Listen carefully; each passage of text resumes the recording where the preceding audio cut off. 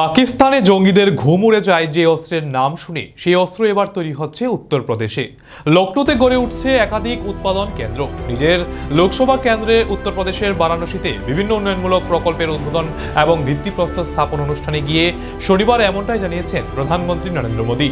ভারতে তৈরি ব্রহ্মোস ক্ষেপণাস্ত্রের কথা বলেছেন তিনি। ফের হুঁশিয়ারি দিয়েছেন পাকিস্তানকে। পহেলগাঁওয়ে জঙ্গি হামলা এবং পাকিস্তান সেনা অভিযান অপারেশন সিঁদুরের পর এই প্রথম মোদী নিজের লোকসভা কেন্দ্রে গেলেন। সেখান থেকে তিনি বলেছেন, এবার থেকে লখনৌয়ে তৈরি হচ্ছে ব্রহ্মোস ক্ষেপণাস্ত্র। যদি পাকিস্তান আবার কোনো পাপ করে তবে উত্তরপ্রদেশে তৈরি ক্ষেপণাস্ত্র জঙ্গিদের নিকেশ করবে। ভারতের প্রতিরক্ষা শক্তির প্রশংসা করে মোদী বলেন, অপারেশন সিঁদুরের সময় সারা বিশ্বে দেখছে আমাদের দেশীয় অস্ত্রের ক্ষমতা।